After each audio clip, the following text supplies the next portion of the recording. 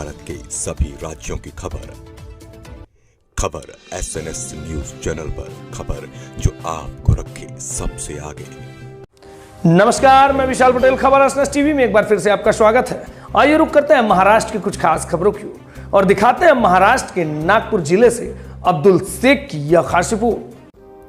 नागपुर के ताजबाग ट्रस्ट के अध्यक्ष प्यारे खान की अध्यक्षता में नितिन गडकरी के समर्थन में अब मुस्लिम धर्मगुरु भी लोगों से आग्रह कर रहे हैं कि नितिन गडकरी को ही वोट दो। सुनिए मुस्लिम धर्मगुरु आलमगीर अशरफी साहब ने बताया कि नितिन गडकरी को क्यों वोट देनी चाहिए। उन्होंने नागपुर जनता से अपील की है कि ऐसा नेता कभी नहीं मिलेगा। तो जो गंदे कीड़े होते हैं ना, वो हर जगह होते हैं, समझे? कानून तो सबके लिए है, कायदा है। जैसा है कि जब वो सर जो है, आप वोट किसको देते हैं? आपकी सुरक्षा करने कोई क्यों नहीं आता?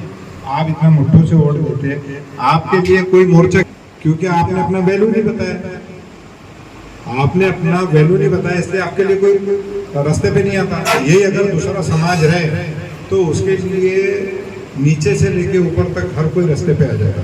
सर हम मुत्तहिद हो कि आपके लिए मतलब आपके ऊपर भरोसा है, इसलिए सवाल किए जा रहे हैं कि ये ऊपर जब ये बात की जाती है तो वो जमीन पे बहुत तेजी से इम्प्लीमेंट होता है उस देश का, और उससे जो है दहशत है, एक तरह से लोग डरे हुए हैं, क्योंकि जब वही चीज का एक्शन का कुछ रिएक्शन सिर्फ बात करने पे आता है तो उनके ऊपर सेडिशन लगाया जाता है और उनके ऊपर सेडिशन नहीं लगाया जाता है। ये एक बात है।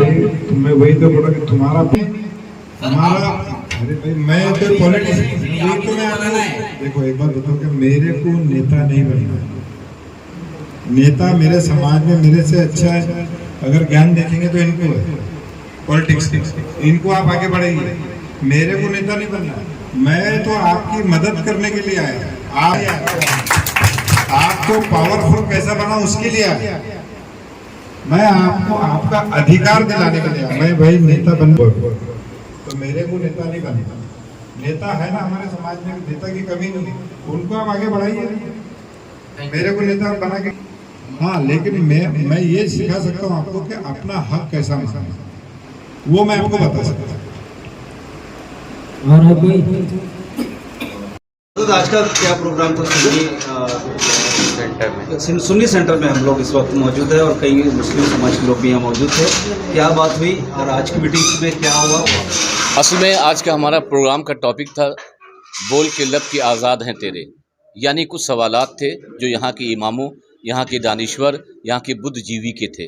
ख़ासतौर से वो सवालात ये थे कि हम नागपुर में बीजेपी को अगर मुसलमान सपोर्ट कर रहा है और बहुत सी बीजेपी के ताल्लुक से बातें अवाम में फैल रही थी, तो वो अपने उन बातों का निराकरण करने के लिए और उन बातों को जो परेशान था सुलझाने के लिए यहाँ उसने हमसे खुद कहा कि आप ताजाबाद ट्रस्ट के चेयरमैन प्यारे खान साहब जी को बुलाइए, क्योंकि वो नितिन गडकरी जी के लिए मुसलमानों में ख़ासतौर से प्रचार और प्रसार कर रहे हैं, तो हमारे सवालात हैं, उन सवालात का जवाब दें। तो आज आपने देखा कि बहुत अच्छे तरीके से उनके सवालात के जवाब हुए, बस इसीलिए ये प्रोग्राम रखा गया। आपको क्या लगता है कि अगर मुस्लिम वोट मिलते हैं बीजेपी को तो कितना मुसलमानों का फायदा हो सकता है? बात फ़ायदे और नुकसान की नहीं है। कोई भी पार्टी भी इलेक्शन में आती है तो वो काम सबके लिए ही करती है। मान लिया अगर वो कोई इंफ्रास्ट्रक्चर तैयार करती है तो किसी एक कम्युनिटी के लिए नहीं होती। अगर वो रोड तैयार होती है तो उस पर गाड़ी सबकी चलती है। अगर ट्रेन कोई वंदे भारत निकालती है तो उसमें सिर्फ हिंदू ही नहीं बैठता बल्कि दूसरे बैठते हैं। अगर बुलेट ट्रेन आती है, अगर इस हाई स्पीड ट्रेन आती है तो उस पर सभी बैठता है। तो अगर तरक्की कोई भी पार्टी करे तो उसमें तरक्की किसी एक कम्युनिटी की नहीं होती, सारी कम्युनिटी की होती है। हमने देखा कि साधारण पहले जो मीटिंगें होती थी उसमें साधारण लोग रहते थे, मुस्लिम समाज के रहते थे, लेकिन अब धर्मगुरु भी आने लगे हैं धीरे धीरे।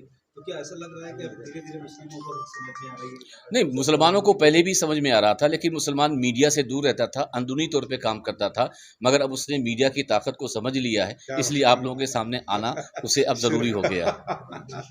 असली हमारे